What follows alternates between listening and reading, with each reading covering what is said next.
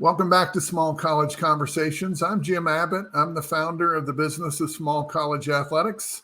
Today, I'm joined by an old friend, Chad Briscoe, the athletic director at Grace College. Chad, thanks so much for your time today. Jim, thanks so much for your time. Great to be with you today. Thanks for the opportunity. Well, I'm glad you're here. Chad, like me, you have kind of a diverse background in sports. So, to kind of kick us off, would you just talk a little bit about your background and how you Sure. eventually ended up as the athletic director at Grace College? Sure.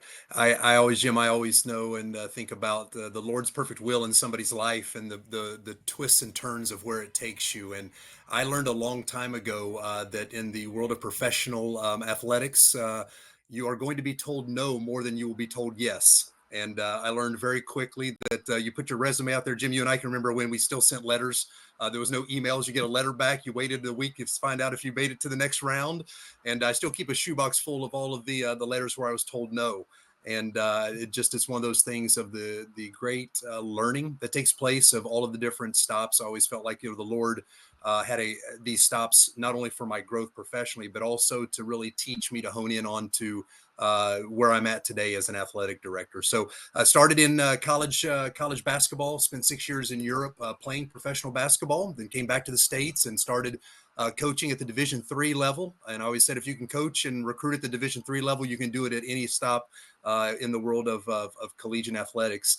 And then got into the administrative side, actually, when I was still overseas playing basketball in minor league baseball, which I know we'll talk a little bit about. And so those just diverse experiences really shaped me and helped me not only grow, but also helped me find out really what I wanted to do in life. And I always loved the athletic director position of being able to serve other people and work with student athletes and coaches. And so after coaching, I coached at Division I level and the NAI level and D3, and then got into the administrative side and have been here at Grace now going on starting year number 17. So goes quick, as you and I know, but it's been a great journey. Love Grace College, love the mission of Grace, and love the coaches and of course, our student athletes here as we obviously serve in the NAI. So love the experience here.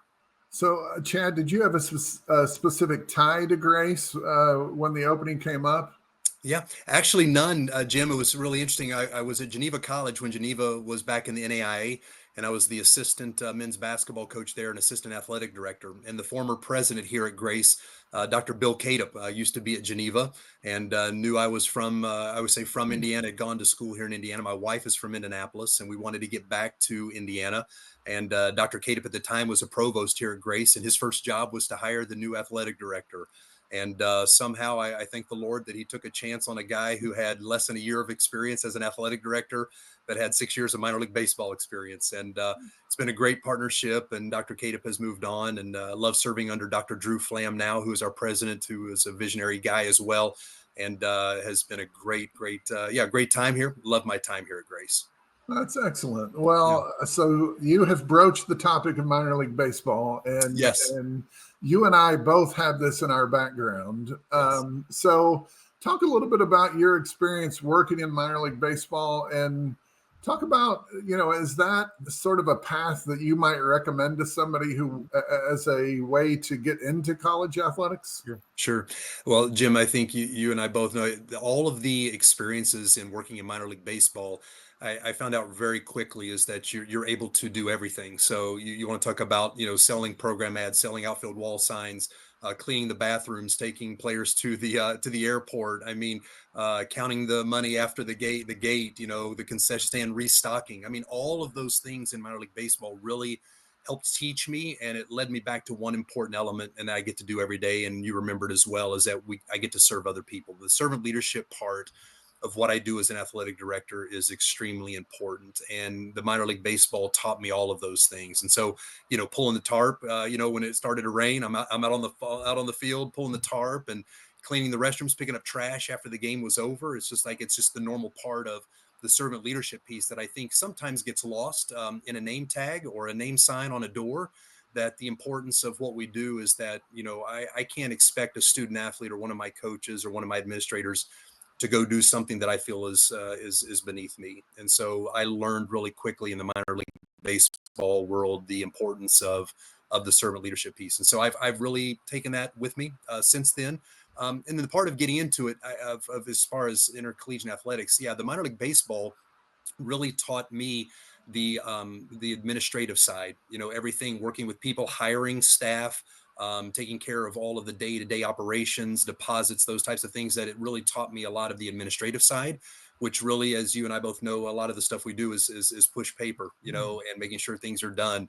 And so it really taught me the importance of that as well. So yeah, would really encourage anyone who wants to get into anything when it comes to intercollegiate athletics, if there's an opportunity, anything with the professional side of athletics, it really is a great way to get your feet wet, but also to teach you a lot of the values of what you want to do and what you don't want to do. And I was a Division I basketball coach for a couple of years, Jim, and I learned really quickly that's not where I wanted to be for the rest of my life.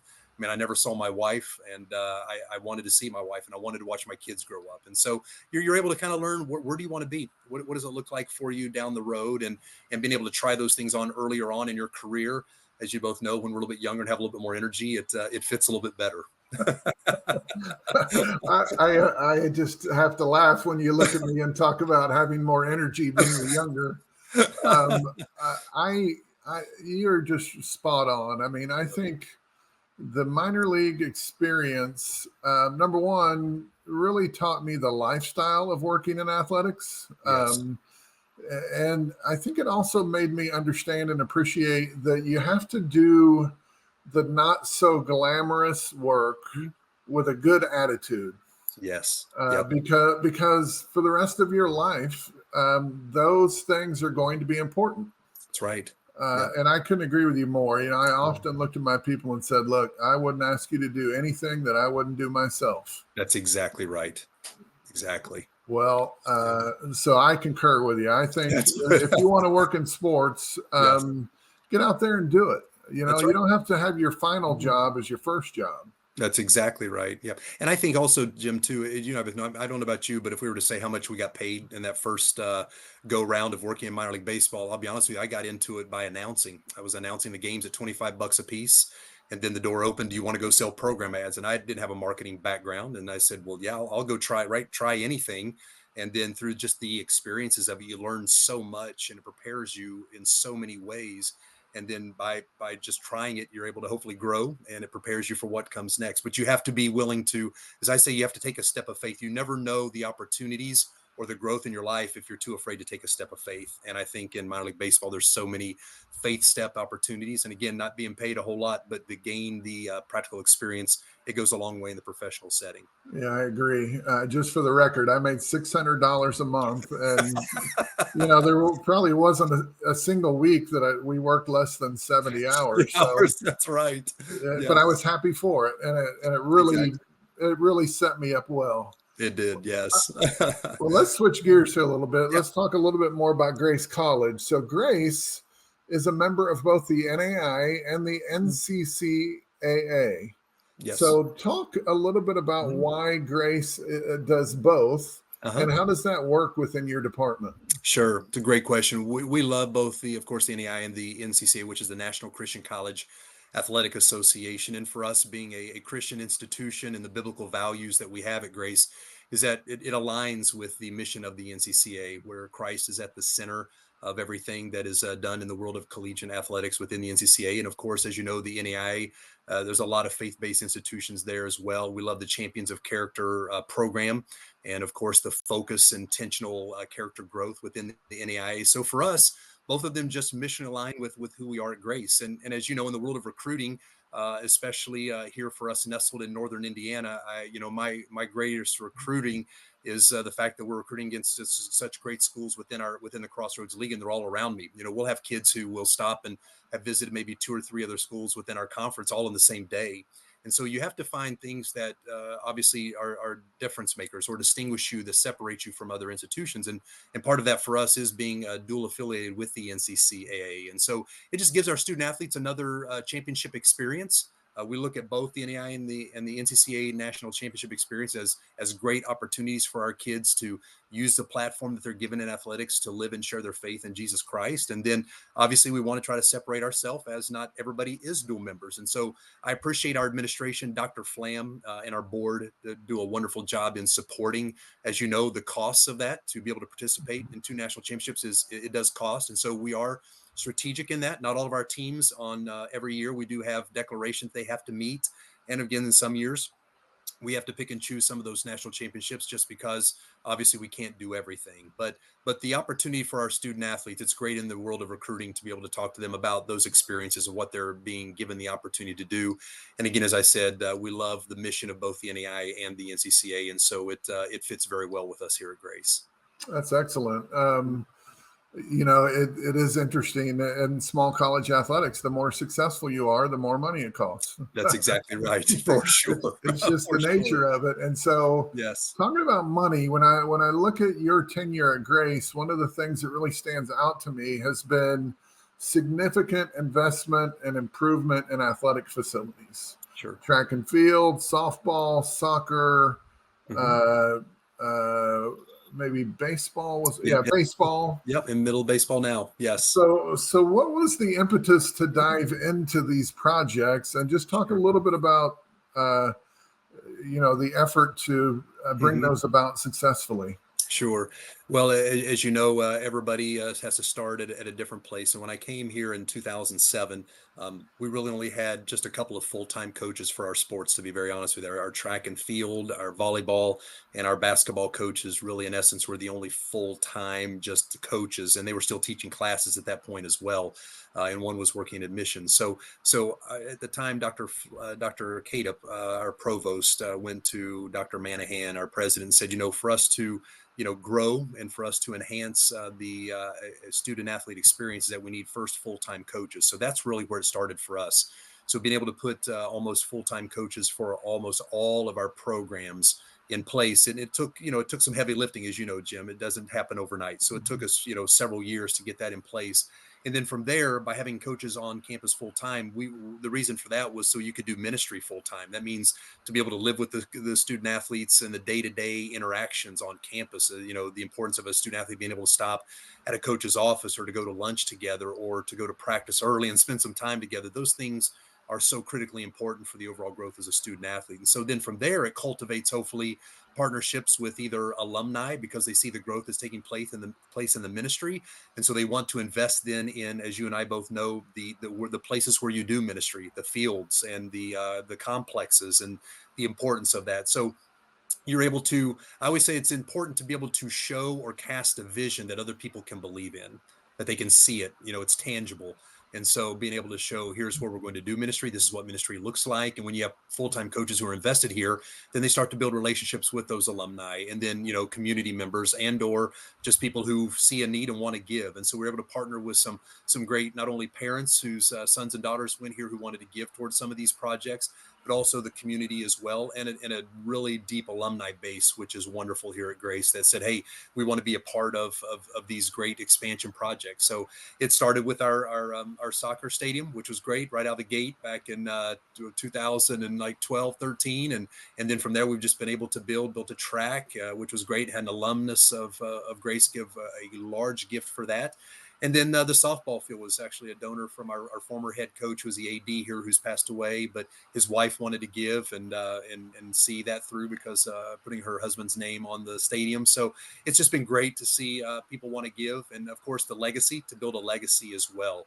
And of course, as you mentioned, at the end of the day, when teams start to be successful, right, everybody wants to be a part of a winner, which I know at the end of the day, but I think it's really engaging people so they see the value in the mission of what you're doing. And we want Christ to be at the center of everything that we say and everything that we do here at Grace. And so people are able to see how Christ is at the center of it. And then also we want to just give the platform for our student athletes to use their gifts and to give back. And part of that, as you and I both know, is the facilities. And at the end of the day, it's recruiting too, right? I mean, kids, as you and I both know, unfortunately, will determine sometimes their decision based on facilities. And so you do have to keep up with the Joneses a little bit. And in our conference, it's no different. The Crossroads League is a great conference and great facilities from top to bottom. So just trying to keep up with the Crossroads League as well. We're grateful that we've been able to do that too.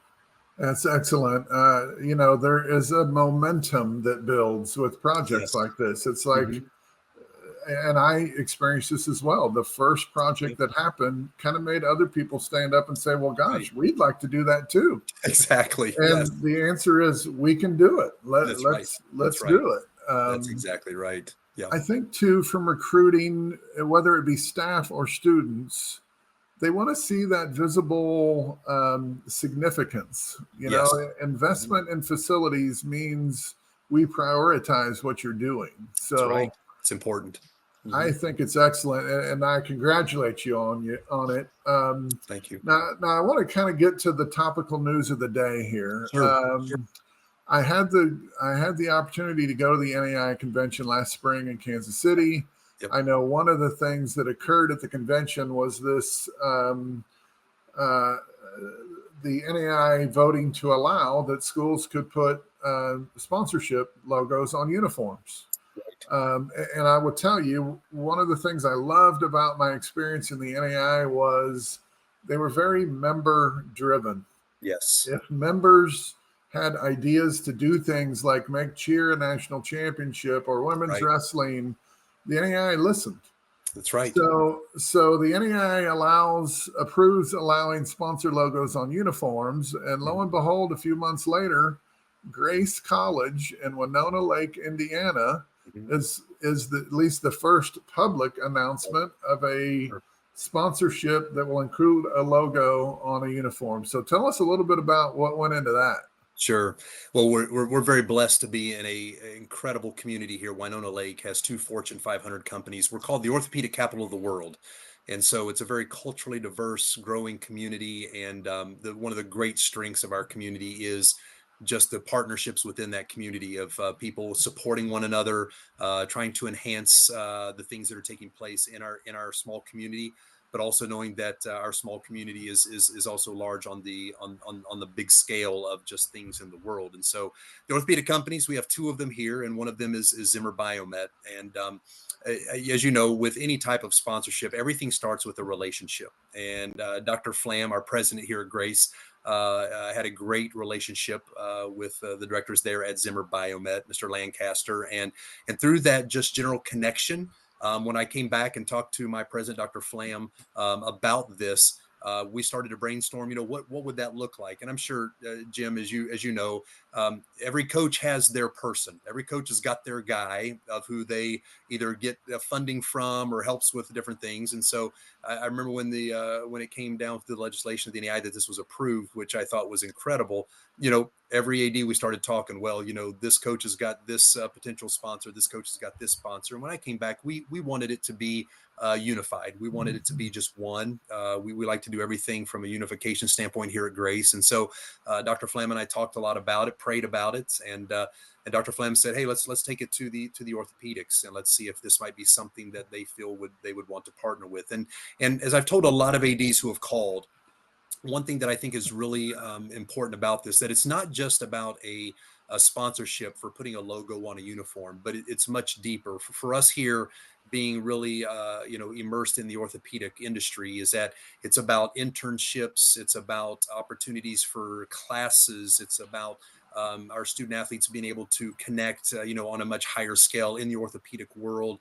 It's for our alumni who are already connected and working with Zimmer Biomet. There's a lot of different things that it's much deeper than just a logo on a uniform. And so, I appreciate Zimmer Biomet saying, this makes sense for us. We are a great partner here in the community with Grace. We have so many students who are graduating with high honors from Grace and are entering into the orthopedic world ready because of classes or internships that they have done, during the course of their academic years here at Grace. So it's much deeper than that. And that was the great thing with it. So I appreciate Dr. Flam, being able to make the connection. And of course, we appreciate Zimmer Biomet wanting to be not only a great partner in the community, but to partner with us, in this way to be the first. And so it's a very exciting time. We're very thankful for the 3-year partnership that we have with them, and very excited of hopefully, again, as you know, sometimes you hopefully it's just being a little bit of a pioneer that it opens up the door for others. I was talking with one of my close friends in the NAI, and he was talking about, and he's in a much bigger city than Winona Lake, Indiana. I said, the dollars for you, it may be a lot more than the dollars that were for us, because of the fact that just your footprint and where you're located. So it's not one of these things about what's the kind of the going rate for a uniform sponsorship. Is that here in a couple of years, I'm sure when the NCAA passes this, you and I both know Ohio State and Kansas and Duke, Oh, it'll yeah. be incredible numbers. But for us, it's much deeper than a number for money. It's that the partnership and the relationship has been really, really good. So we're very thankful for it. Well, there's a great lesson there. You can sell a sponsor a sign in your gym one time and Yeah. take their money, Yep. or you can really look for those deeper connections. That's right. The fact that you talk about internships and relationships, I mean, we really don't want to partner for 1 year. We want to partner forever. That's right. That's right. And just like marriage, you got to work at that. That's right. Yes. Uh, so Yeah. it's a great example. Now, 3 years. Yes. Were you thinking, hey, we're going to need to buy new uniforms in 3 years, so or what was the thought? Yes, yeah. The thought, as you know, typically, at least here for us at Grace, it's about a 4-year cycle for the uniform, depending on the sport. And so we thought after 3 years, if we hope and pray the partnership, as you mentioned, will continue. It's a deep relationship, and we're fortunate enough to get a Lilly grant here at Grace with a opportunity to partner with the orthopedics, and it's kind of a corridor thing with Warsaw and Winona Lake and orthopedics. So we're hopeful this is a partnership for a long time down the road. But the 3 years, as you know, a 4-year cycle for us with uniforms. We thought after 3, then hopefully if they want to partner again, or if not, then it gives us a year to make that change with a lot of the new uniforms. We would have to look at that 4th year. Okay, so the last question on that, was it Yeah. important to you to be the first?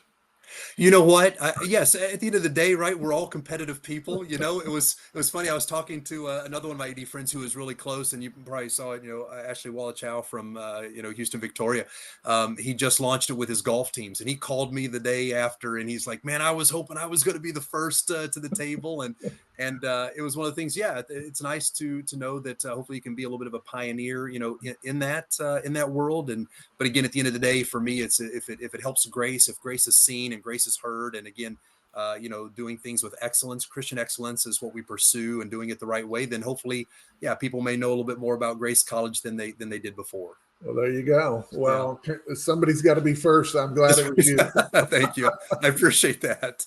Okay. I want to keep going here because part of what I know about you that the world may not know about you is that you have a very busy life leading a full athletic department that competes in 2 different divisions, and you are extraordinarily highly engaged at a national level. I served on a committee that you chaired in the NAI. You've been very involved in the National Administration, Administrative Council. Mm-hmm. So talk about how you manage that involvement, why it's important to you, and what some of the pros and cons are of being involved nationally. Yeah.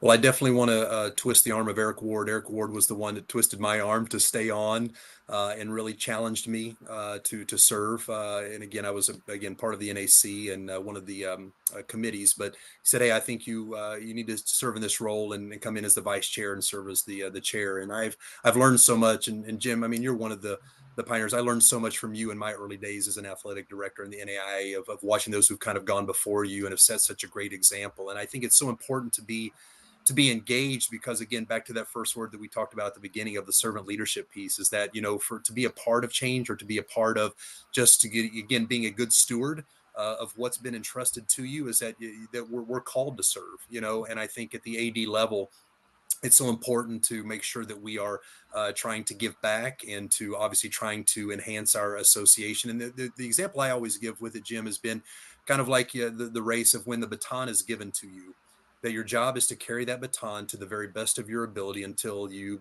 pass the baton, And I remember for all of us when you had run your race at Oklahoma City, you said you were done. I mean, for all of us, you're like, man, this is one of the grandfathers, fathers. We always looked to Jim, who led so well, and so it's kind of one of those things that you you carried the baton so well, and you passed the baton to the next person. And I think that's kind of why it's important to do so. And I currently also, and this was not by design, Jim, but I'm currently the president of the NCCAA at the same time. And it's one of those things that I wouldn't wish it on my enemy, but to be able to serve and to give back, I think is so critically important in what we do. And when you have the chance to serve, is that I'll tell the new ADs out there is that, yeah, get involved. I'll be honest with you, I've been professionally stretched more than I think if I would have just stayed and been an AD and not served on any of the NAC counts or anything with NAI. And I'm sure you can say the same thing, that I have been stretched professionally by the colleagues that I work with, who probably are much smarter than me, know more than me, but I've learned and I've enjoyed being sharpened by them. And also hopefully I've sharpened other people along the way. But the part of being a part of the NAI, it's great because it's easy to work, and I say work, to be a part of something that you want to serve when you believe in the mission and you believe in where it's going. And I love the NAI and I love the NCCA. I love their mission and I love their forward thinking about their association and how they care for their members at such a deep level. And so we're very blessed in both those associations. It's great to be able to give back a little bit. Yeah, that's so great. I couldn't agree more. It certainly takes time. You have to be able to manage multiple things at one time, but I got out of that a whole lot more than I felt like I ever put into it. So, Amen. Amen. Mm-hmm. It doesn't surprise me a bit that you're also the president of the NCCAA. You know, it's like we're just we never say no, right? That's right. I know exactly. You only get one shot at this, and as you know, it's funny. You know, you think about your professional career, and I love the stories of our baseball times and AD. And again, like I said, so many of us have looked to you. But I also think now, the curtain in my career is starting to come down, and so running the race well every day and knowing that everything that you say and everything that you do as an administrator, it all matters. And for me here at Grace, there's eternal impact with it. And every day is, again, I don't have a have-to job. I have a get-to job. I get to come to work. I love working at Grace. I love the mission. And of course, it coincides with the association. I mean, I love serving in the NAI and the NCCA. So they're great associations to be a part of. That's great. Well, okay. So the NAI, yes. What do you, you're right at the highest level. You're involved in all the important conversations. So what do you see as one or two of the biggest issues that the NAI faces in the coming years? Yeah. It's interesting. Obviously, membership is always the one that will continue to come up. Geographic footprints across the United States, I think, continue to always be an indicator of conversations, unfortunately, about, schools being closed. Am I connected? Is it more of an NAI footprint area? For me here in the Midwest, Indiana, as you know, I mean, it's NAI all around us, and we do have some NCAA, but man, it is a huge footprint for the NAI. And I know that some of the NAI footprint is a little bit of the outliers. And I know for some of those schools, it's hard. So I do think the association is trying to take steps and doing a wonderful job of trying to, again, continue to grow partnerships within the association, meaning growing, new schools coming into the NAIA. And again, I think they have a great model for trying to do that. And obviously we pray that new schools will continue to see the great benefit of the NAIA. And again, as you mentioned, what I love about the NAIA is that it really cares about the association of allowing coaches and athletic directors, administrators to really do what's important, and that is be with our student athletes and give them the best possible experience to use their athletic experience to grow, but also to prepare them for life. And I think they do it at such a high level. So I think that one's really important. The other one I really enjoy was the Champions of Character program. We revamped it this past year. I think the focus on the character education is critical. It's paramount within the NAI because, again, we want to be different. We don't want to be like everybody else. And I do think the focus on the Champions of Character program hopefully is just another indicator of a distinction that allows the NAI to continue to be different, but also to let, again, membership know the importance on what we're doing. Sure, at the end of the day, I'm as competitive as anybody else. I want to win. I don't want to lose, but how am I doing it? And at the end of the day, what's the important aspect of what we're doing? What do we want the athletic experience to give our student athletes? And again, for us here at Grace, it's for them to grow in their faith in Jesus Christ, but also for them to be able to go out and be world changers once they're done here and graduated. So I love the focal point of the Champions of Character program within the NAIA as well. Okay, excellent. I have a little bit of a curveball here for you for my final question because we talk about Grace College putting Winona Lake, Indiana on the map. Sure. And you'd probably argue, oh no, Jim, we were on the map long before Grace College. But Right. so put on your Chamber of Commerce hat, and let me preface this by saying I'm a proud son of Crawfordsville, Indiana. There we go. Okay. So Okay. if I'm making a trip and happen to see the exit up ahead for Winona Lake, Indiana, what's the first Sure. thing I ought to do when I pull off on that ramp? That's exactly right. Well, the first thing obviously was I would love for you to come to campus, and I'll take you to lunch. That's the first most important thing. Come and visit campus and see everything that is taking place here on campus first and foremost. But what makes Winona Lake really unique is that in our county, it's called Kosciuszko County. We have 106 lakes in our county. So in the summer, it turns into a really cool resort town. So all the lakes and boating and all the fishing is tremendous in our area, and all the small towns. Winona Lake, we have the village, as it's called. Our students are able to go down. They have swipes where they can go into the village and eat and buy things in the local village establishments there. So it's a really unique just setting, the town itself. So great food.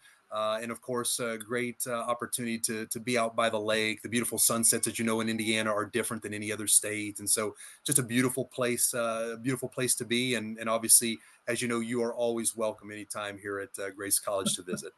Well, you had me when you offered me a free lunch, Chad. That's right. That was all it took. Well, gosh darn it, I feel like we could probably go on forever, but Yeah.